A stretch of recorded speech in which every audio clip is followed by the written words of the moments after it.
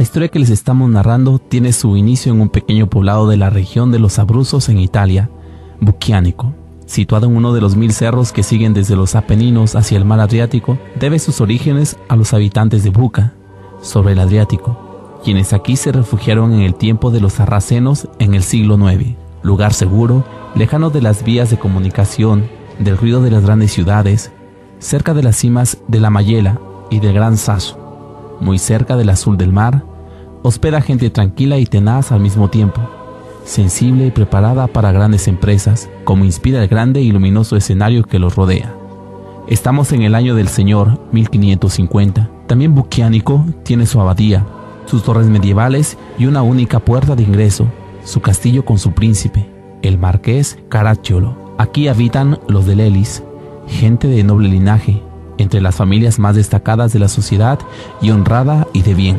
Doña Camila de Compelis, hermana del mayordomo de Basto, nativa de Loreto, apretino y esposa de Juan de Lelis, capitán de Carlos V, tiene casi 60 años y está esperando a un hijo.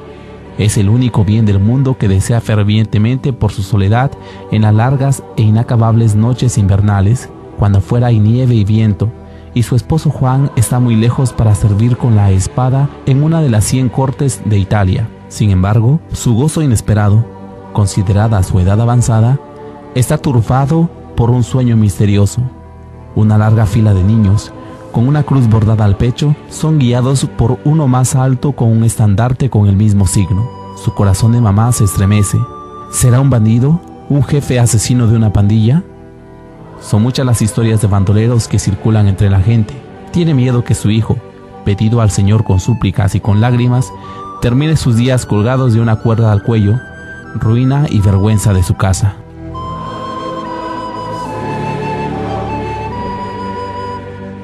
El 25 de mayo de 1550 nace Camilo en un establo como Jesús y San Francisco de Asís. Así lo quiere doña Camila para pedir la ayuda del cielo sobre su pequeña criatura que se había hecho preceder por el sueño extraño. En la iglesia de la abadía de San Urbano, clero y pueblo están en el momento de la consagración de la misa solemne. En la plaza, las tropas comandadas por el capitán Juan de Lelis están listas para repetir la representación histórica que conmemora las victorias y paces con la cercana y rival ciudad de Chieti, logradas gracias a la ayuda del santo patrono San Urbano I, papa y mártir. Así narra, y todavía lo hace hasta ahora, la tradición popular. Juan de Lelis está loco de alegría. Se precipita por las callezuelas escalonadas hacia su casa, ríe, llora, brinca, quiere mandar inmediatamente a la escuela a aquel bebé chapeteado y más grande de lo normal. Juan de Lelis, uno de los muchísimos capitanes menores de una Italia fragmentada entre príncipes y dominadores extranjeros, a servicio de quien pagaba mejor, había empezado sus empresas militares en la compañía de Maramaldo en 1527, participando con el duque de Borbón al saqueo de Roma. Ahora, con otros comandantes, defiende las costas adriáticas de los saqueos de los piratas. Trotamundo e incapaz de una vida tranquila, Juan está siempre lejos de su casa. Por este motivo, el pequeño Camilo crece a la sombra de la ternura maternal. Sin embargo, su carácter necesitaría la presencia paterna. Todo sigue regularmente mientras vive en su casa materna, pero cuando empieza a responder a las invitaciones de su primo Onofrio y otros compañeros, Todos desean la disciplina férrea y militar de su papá. Alto de estatura, más de lo normal, y vivaz, más de lo común, es el líder del grupo de estos muchachos inquietos, que nunca faltan en los más alejados y tranquilos poblados, siempre a la búsqueda de nuevas diversiones y víctimas de sus bromas crueles, no perversos en sus intenciones, pero a menudo insoportables y dañinos. Una manía sobre todo predomina en él, el juego de las cartas y de los dados, que será la perdición de su juventud. Su mamá Camila se va confirmando siempre más en el miedo que el sueño le ha suscitado, y llorando confía a sus mejores amigas su preocupación, y con ellas pasa largas horas rezando el rosario y leyendo el oficio de la Virgen. Tiene poco más de 13 años cuando muere su mamá. Muere con aquella pena en el corazón, su última mirada bañada en lágrimas, implorando a Camilo que se aleje de la amenaza del sueño de la cruz y del sayal con un cinturón de cuerda. Camilo sufre, y aquellas horas tristes y llenas de dolor lo acompañan por mucho tiempo en las noches pobladas de fantasmas y de acusaciones y autorreproches absurdos de haber acortado los días de su madre. Su papá Juan intenta tomar el lugar de doña Camila, le asigna un preceptor personal, pero la forzosa ausencia y la falta absoluta de ganas de estudiar de su hijo le aconsejaron tomar la decisión de llevárselo y de iniciarlo en las armas.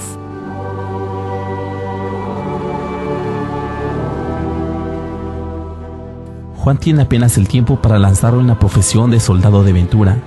Se enferma y muere en San Elpidio del Mar. Tiene 70 años. Camilo finalmente continúa la tradición de familia. Pasa de un dueño a otro, siempre en empresas arriesgadas. Combate también contra los turcos en la toma del fuerte de Berbeñi, donde las fuerzas venecianas con quienes militaba, una vez dueñas del campo de batalla, se dejan llevar por actos de canibalismo sobre los cadáveres. Camilo, horrorizado, en vez de participar en el banquete bestial de los colegas, prefiere padecer hambre y comer hierbas y raíces. Las cartas y los dados se transforman en una pasión difícil de dominar. Es el típico soldado de aventura de los años 500, grande y musculoso, violento. Se juega la vida para después apostar dinero en las tabernas sobre mesas que huelen a vino o en los campamentos sobre los tambores. Pasión violenta y cegadora. En Sara desafía a duelo a Evangelista de Roca de Papa. Los detiene a tiempo el sargento mayor que amenaza con darle muerte al ganador. En Nápoles se juega todo: la espada, los frascos de la pólvora, el chaleco y hasta la camisa que se quita y entrega al ganador en la vía pública. No es malo, es solo un joven de su tiempo, violento y religioso, sentimental y casi supersticioso. En los momentos de peligro invoca a Dios y le promete grandes cosas. Así, el 28 de octubre de 1574, en una galera española de regreso a Nápoles de Palermo, tambaleada por la tempestad, repite por segunda vez el voto de vestir el sayal franciscano, si es que se pudiera salvar de la muerte. Una vez desembarcado, sin embargo, olvida peligro y voto y retoma su vagar en la búsqueda desesperada de un golpe de suerte en el juego de dados y cartas. Alto casi 2 metros y fuerte como un roble, se siente minado a la base. Una llaga misteriosa en el empeine del pie derecho empieza con vesícula en el izquierdo. Un poquito de suero y después desaparece. Pasa un tiempo y se presenta en el derecho y nunca desaparecerá. Se convertirá en una lesión profunda y purulenta. Será la ocasión que determinará su rumbo y su rol en la vida. Intenta remediar. En Roma, en el hospital del Santo Santiago de los Incurables, hacen milagros. Así dice la gente. Y él, el 7 de mayo de 1571, se hace hospitalizar. Pasan pocas semanas y Camilo se sana. Debe solo hacer un poco de convalecencia y aceptar colaborar con los gastos trabajando como enfermero. Pobres de los enfermos. Está siempre en el puerto de Roma, a orillas del río Tíber, con los barqueros. En la noche se baja de las ventanas del hospital para alcanzarlos y jugar naipes y cartas. Un día le descubren bajo la almohada las cartas y los dados y lo despiden inmediatamente. Roma está viviendo las antiguas glorias. Llega Marcantonio Colonia, el vencedor de los turcos en la famosa batalla de Lepanto, y se celebra la victoria con manifestaciones grandiosas. Se quiere aniquilar completamente la amenaza de los turcos y están alistando. Camilo, sin pensarlo demasiado, se ofrece.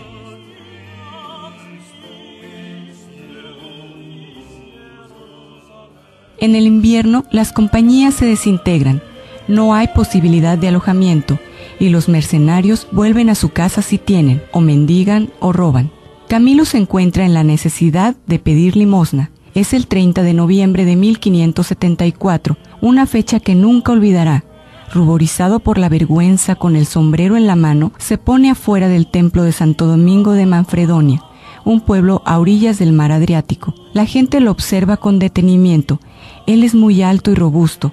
Podría trabajar. Antonio Nicastri, detrás de los harapos y las peticiones de limosna para combatir el hambre, se da cuenta del drama de un joven, víctima de su exuberancia juvenil y de su deseo de hacerlo todo por su cuenta. Lo invita a presentarse al convento de los capuchinos, donde en cambio de un honesto trabajo, podrá recibir pan y un techo. Camilo lucha contra sí mismo y con el amigo Tiberio de Siena, quien quiere ir a otro pueblo.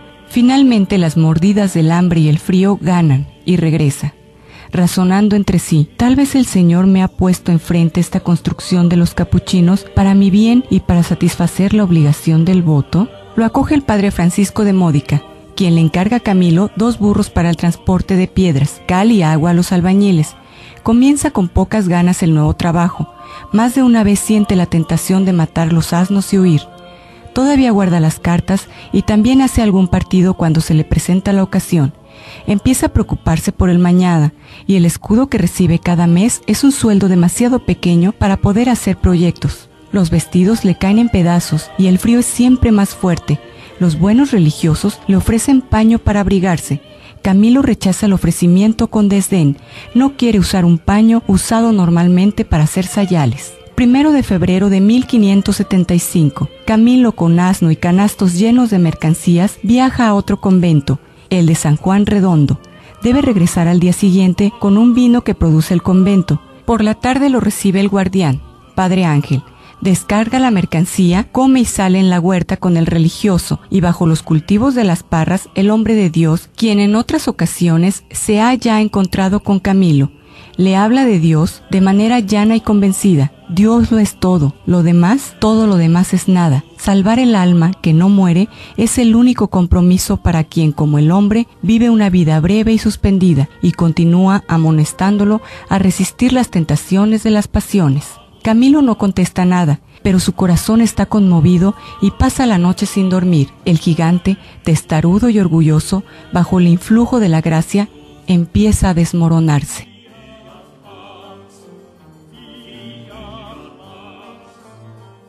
2 de febrero, fiesta de la purificación de la Virgen María. Camilo asiste a misa y recibe el cirio bendito. Se despide del Padre Ángel y sale con su burro de regreso a Manfredonia. La débil luz del amanecer baja de las cimas del Gargano sobre la senda tortuosa entre las piedras blancas pulidas por el agua del torrente. La tradición dice que muchos años antes el arcángel Miguel había tenido una lucha muy dura con el diablo allí mismo, en el valle. Tiene lugar otra batalla entre el hombre viejo del pecado y los vicios y un alma joven que quiere redimirse. De repente Camilo se encuentra en el suelo, llorando como un niño y gritando a Dios: Señor, he pecado, perdóname a mí, gran pecador, miserable e infeliz soy yo, quien por mucho tiempo no te ha reconocido, Dios mío, y no te he amado. Dame tiempo para hacer penitencia y llorar por mis culpas, hasta lavar con lágrimas todas manchas de ellos. No más mundo. No más mundo. Tiene 25 años y debe empezar su vida de nuevo. La iglesia celebra el Año Santo y otorga el perdón general. En Manfredonia nadie quiere creer en su conversión, pero esta es la realidad. Comienza a comulgar semanalmente, como está permitido a los religiosos, y comienza a reconstruir su vida nueva sobre las huellas de Francisco de Asís. Viste el hábito y le dan el nombre de Fray Cristóbal. Todos quedan asombrados del cambio y le apodan Fray Humilde. La paz y el gozo, tan intensos, no duran mucho. El roce del paño burdo sobre la carne desnuda reabre y empeora la vieja y misteriosa llaga del empeine del pie derecho. Es el fin.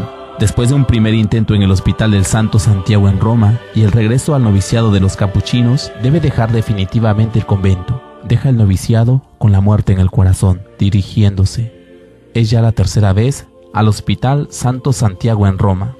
A mediados de octubre de 1579, está de nuevo en Roma, y esta vez para siempre. Entra como peregrino a la ciudad eterna y se confunde entre la confusión de caballeros y príncipes con sus cortesanos y peregrinos que rezan los salmos. Es la tercera vez que entra al hospital. Regresa con el pasado que le pesa y lo hace sufrir, y con el presente incierto y amargo, casi como si Dios lo quisiera probar, no permitiéndole encontrar la paz y serenidad anheladas por su alma sedienta solo de él. Entra con la esperanza de encontrar a alguien que necesite sus cuidados, tal como había sucedido en su segunda hospitalización. Entra en el santuario del dolor como si entrara en un convento, pues Dios no me quiso capuchino, ni en aquel estado de penitencia en el que deseaba estar y morir. Es señal de que Él me quiere aquí, al servicio de estos pobres enfermos, y se lanza con ahínco en la empresa, dispuesto a vivirlo todo y solo por los demás.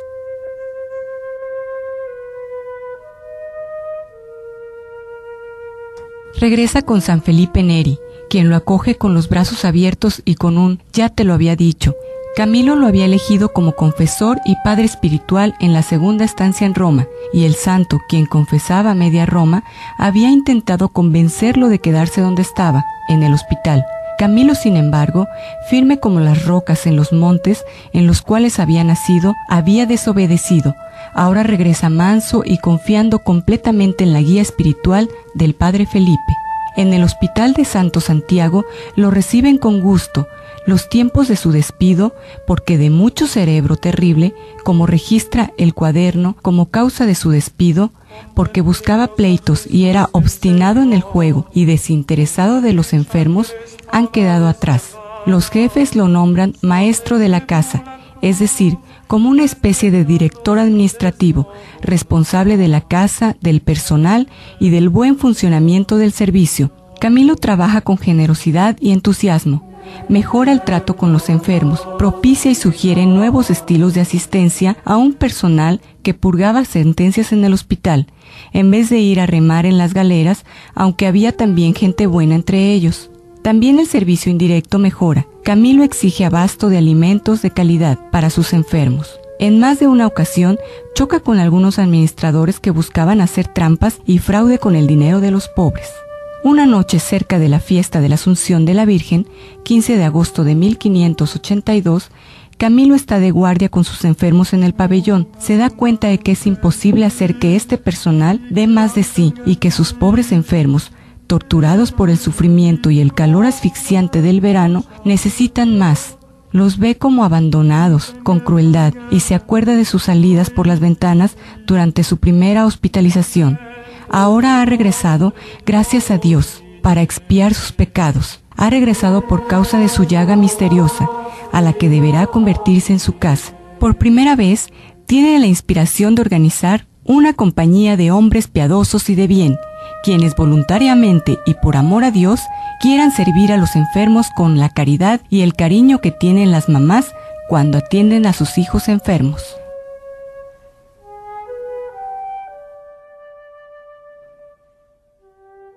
Cuatro seglares: Bernardino Norchino, Curcio Lodi, Lodovico Altovelli y Benigno Lauri, y un sacerdote, Francisco Profeta, capellán del hospital, aceptan su programa.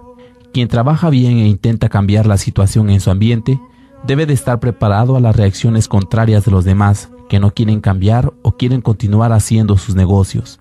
También para Camilo se prepara la tormenta de todos lados. Los dirigentes del hospital, sus colegas y hasta San Felipe Neri lo atacan y lo humillan.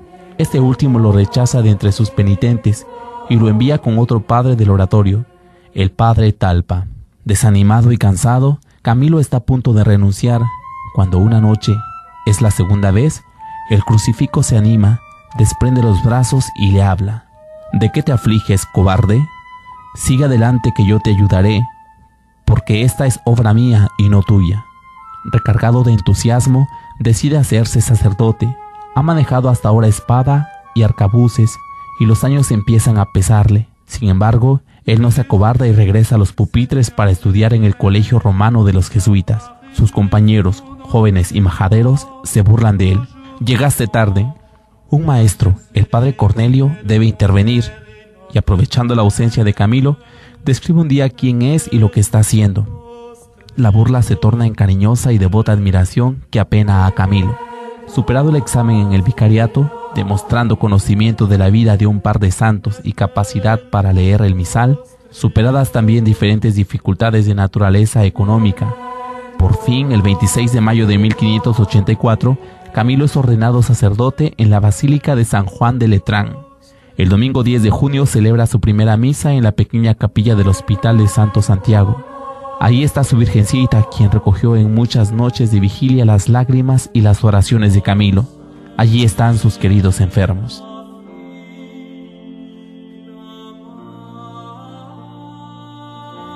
La maldad del hombre puede llegar a ser grande y asustar. Voces malignas insinuaban que Camilo y sus compañeros querían adueñarse de la administración del hospital. Lo llaman a cuentas y lo regañan, lo amonestan y le mandan que cierre de inmediato el oratorio, donde tenía sus reuniones, la que llaman su compañía de burla, y que vuelva a servir a los enfermos en la oscuridad y simplicidad. Camilo obedece, pero llegado a su lugar de oración, se da cuenta de que ya lo han desmantelado y han tirado al suelo el gran crucifijo que desde hacía tiempo acompañaba a Camilo. Es demasiado. Camilo se da cuenta de que ha llegado la hora de dejar el Santo Santiago y buscar otro lugar para realizar sus proyectos. También porque se ven multiplicadas las peticiones por parte de aspirantes que quieren compartir su ilusión. El 1 de septiembre de 1584, Camilo deja el cargo de mayordomo, a pesar de que continúa la asistencia diurna a los enfermos.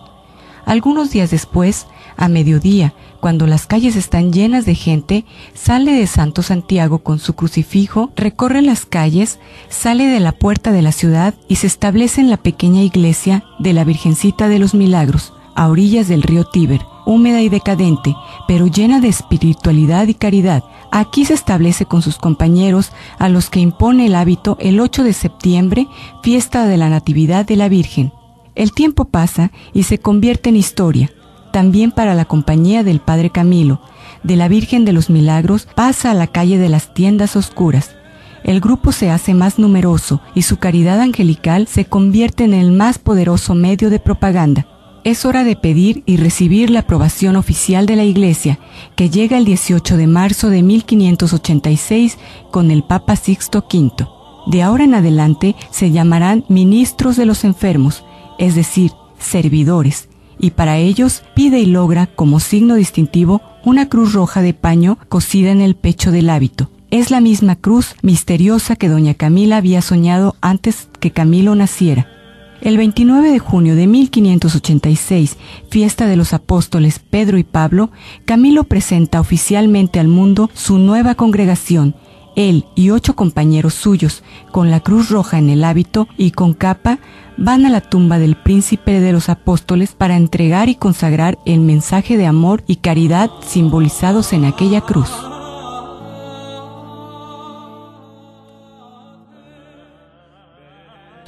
La cruz roja en el pecho no es un distintivo bonito, sino una conquista interior que se empieza y se perfecciona al lado del hermano enfermo. El Padre Camilo recuerda a menudo a sus religiosos esta enseñanza.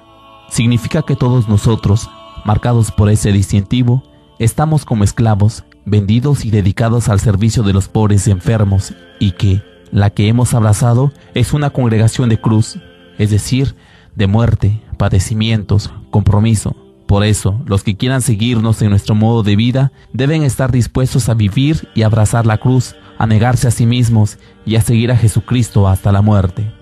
En la primavera de 1587, cuando la nieve deja libre los caminos, el Padre Camilo vuelve a Buquiánico, acompañado por 6 religiosos. La cruz roja en sus pechos asombra a los habitantes del pueblo. El sueño de doña Camila, su madre, se ha convertido en realidad.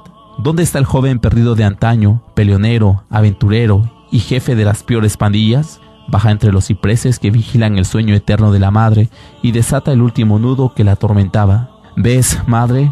La cruz roja que soñaste y que por mi culpa tanto te hizo sufrir, no es para ruina y destrucción de nuestra casa. ¿Ves cómo Dios la ha convertido en resurrección de muchos y en exaltación de su gloria?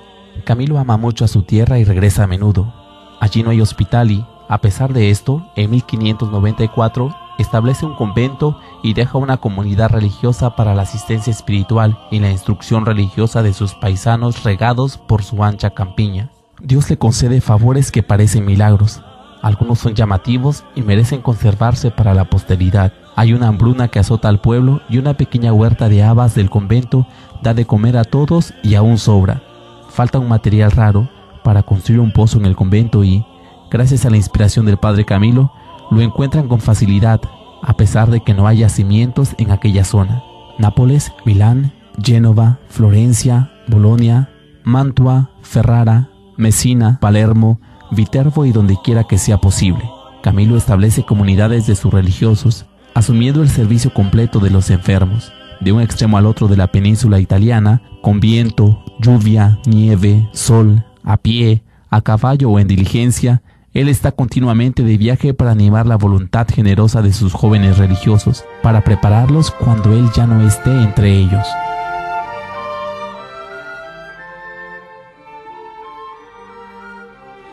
Terrible, amenazante de muerte y muy frecuente en aquellos años es la peste. Estalla en verano y siempre en aquella multitud de escuálidas chozas amontonadas alrededor de las ruinas antiguas de Roma. Carestía y sequía, falta de las más elementales medidas de prevención y de higiene, favorecen la expansión de los microscópicos enemigos de la vida. Donde quiera y siempre que es posible, los ministros de los enfermos están presentes. El cuarto voto de su regla los compromete al servicio de los enfermos, aún en caso de peste. La Iglesia está por conceder a la congregación la profesión religiosa solemne, pero hay dudas y perplejidades. Estamos en agosto de 1590 y las antiguas ruinas se llenan de muerte y de desesperación. Camilo se lanza en alma y cuerpo a aliviar los sufrimientos. Se queda solo con sus religiosos a enfrentar la situación. Es el bautismo de sangre de la congregación.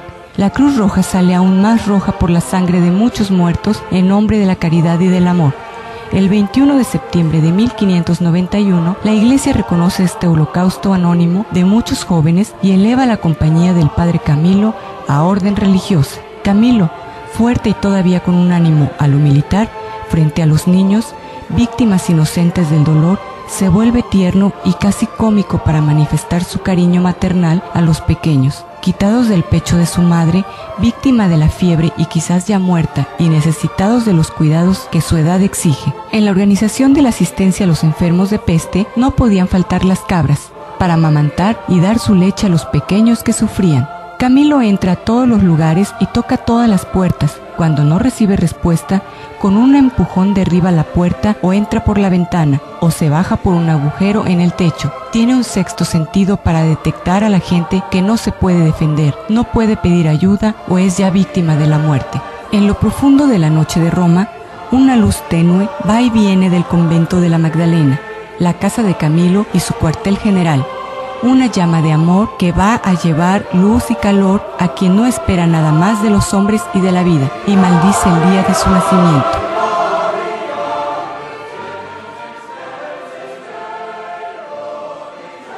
Camilo quisiera tener 100 brazos y una casa grande para acoger a todos los que sufren. Invoca sobre sí la justicia de Dios para ganar la libertad a los demás si fuera posible. En una ocasión enfrenta a un capitán que tiene la orden de embarcar en el puerto de Roma a todos los mendigos que puedan agarrar con una redada. Camilo le ruega, llora, amenaza con el castigo de Dios y finalmente le entregan a los 4 más enfermos que ciertamente hubieran muerto en aquella nave.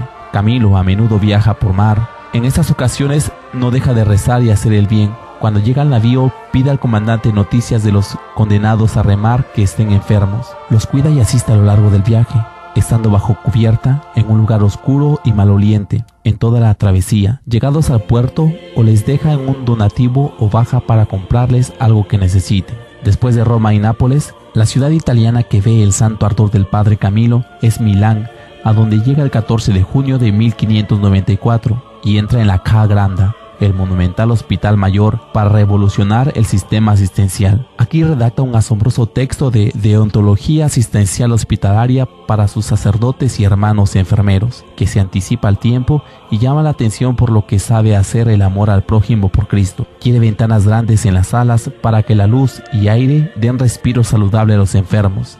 Recomienda sábanas limpias y cobijas pesadas en el invierno, turno de guardia continua de los enfermeros y asistencia continua para los moribundos. No está satisfecho de la teoría.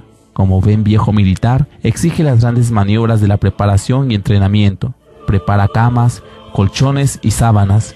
enseña cómo se tiende la cama y hace repetir las maniobras con un religioso encamado para que la acción sea más realista.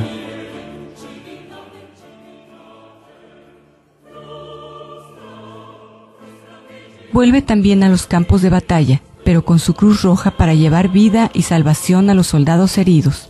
No pudo participar personalmente porque el Papa mismo se lo impidió, pero da normas precisas y detalladas a sus religiosos para los primeros auxilios, la preparación de las ambulancias, la predisposición de un hospital de campo.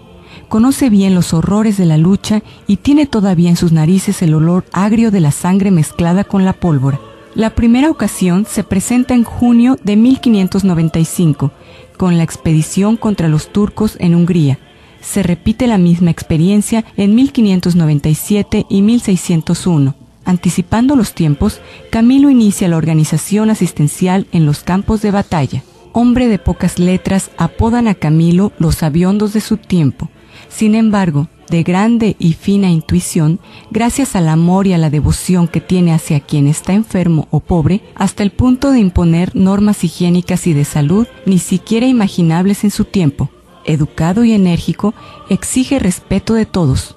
Un día estaba regresando con un enfermo entre brazos y cerca del puente San Ángel se encuentra con una mujer que estaba barriendo la basura de su casa a la calle. Camilo se para y desde lejos le ruega: «Mujer, por favor, espera un momento. Tenga cuidado que pasa este pobre». Espera un momento que se asiente el polvo y continúa su camino. Camilo, en donde quiera que encuentre enfermos, se los echa a cuestas y los lleva al hospital. Una vez estaba acompañando a 3 o 4 de ellos, pero a mitad del camino uno se desmayó y se cayó, incapaz de seguir adelante. Pasa una carroza de señores notables, los para y suplica que lleven con ellos al enfermo. Conmovidos, bajan y le dan toda la carroza a su disposición.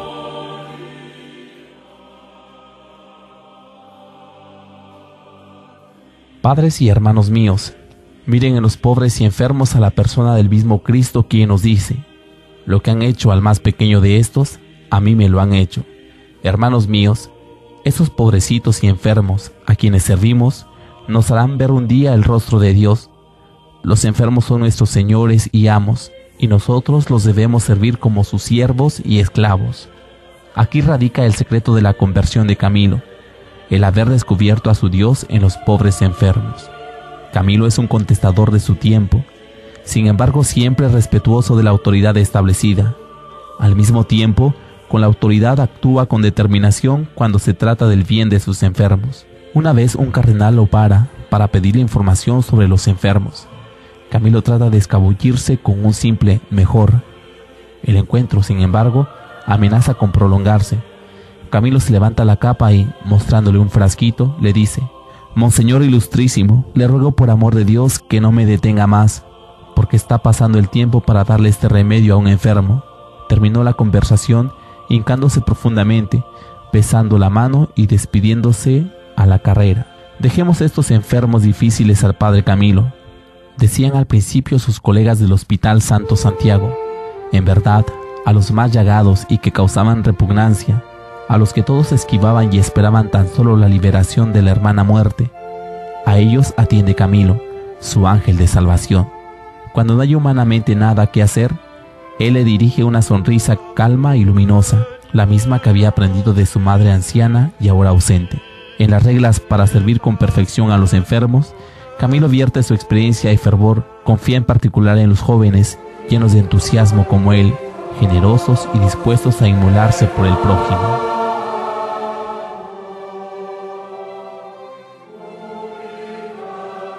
En el Hospital Santo Espíritu está la escuela de formación para sus ministros de los enfermos. Se halla más allá del río Tíber, cerca del castillo San Ángel. Allí los lleva por la mañana temprano hasta mediodía, vuelve por la tarde hasta el toque del Ave María. En todas las estaciones, invierno o verano, con el sol o bajo el diluvio, un día a mediados de agosto, caminando bajo el candente sol, se da cuenta que un aspirante muy joven busca su gigantesca sombra para protegerse de los rayos. Camilo levanta el borde de su capa y por lo que resta del camino lo protege del sol. En la noche de Navidad de 1598, el río Tíber rompe las vallas e invade Roma, arrastrando personas y cosas. Camilo desde hace algunos días está observando con preocupación el nivel de las aguas que va subiendo. Sin esperar, empieza a trasladar a los enfermos de la Sala Sixtina. Son 300. Quedan todavía muchos cuando el agua fría entra al hospital. Durante toda la noche continúa el trabajo, con el agua hasta la cintura y después con lanchas para salvar a los vecinos que habían subido a los techos de sus chozas. La llaga de su pie derecho se ha extendido a toda la pierna, le sangra y le provoca un dolor muy fuerte. Camilo se transforma de soldado que da la muerte en salvador de la vida humana. Él tiene una balanza en su mente. Sí, mató en guerra, mató por un sueldo. Ahora siente que nunca podrá pagar completamente esta pena. Ahora ve en cada hermano al mismo Cristo. Lo ha descubierto tarde. Y no encuentra paz hasta que lave la sangre de su Dios que Él ha derramado sacrílegamente en la tierra con su mano asesina y golpeando hermanos anónimos y nunca conocidos. Tiene un ánimo sensible. Le quedó la huella franciscana de sus primeros años, después de su regreso a Dios, como el santo de Asís. Ama a los animales porque son criaturas de Dios. Una vez, viajando de Roma a Bucchianico, encontró un corderito perdido en los montes, lo recoge y alcanzando a los pastores se lo entrega. Otra vez, no encontrando al dueño, lo lleva a su tierra y se lo entrega a un amigo. No tolera que se maltrate a los animales, sean burros o gatos.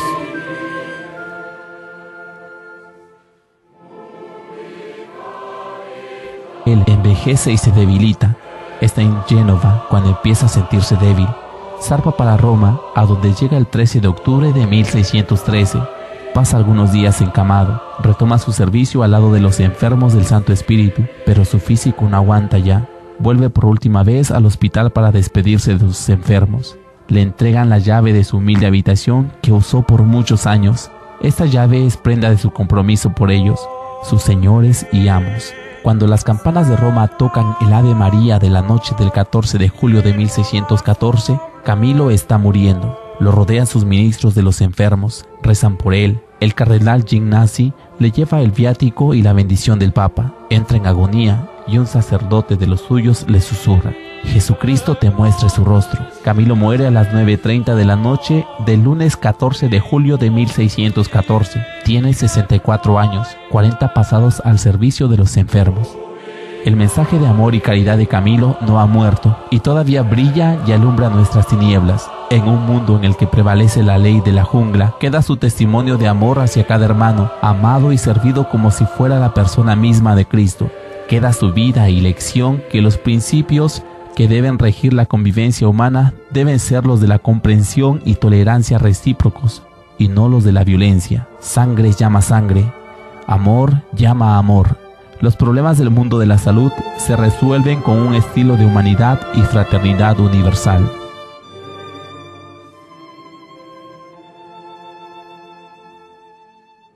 Los pobres y marginados lo quieren santo de inmediato y lo eligen como su patrono. La Iglesia, después de todas las investigaciones y averiguaciones, lo proclama santo en 1746. El Papa León XIII en 1886 lo proclama patrono universal de los enfermos y hospitales. La ciudad de Roma en 1914 lo declara bienhechor de la humanidad. El Papa Pío XI en 1930 lo define modelo de asistencia para los trabajadores de la salud y enfermeros. San Camilo continúa su peregrinación de caridad por las calles del mundo a través de sus religiosos, hermanos y padres en hospitales, dispensarios, asilos, instituciones para enfermos de todo tipo en los 5 continentes.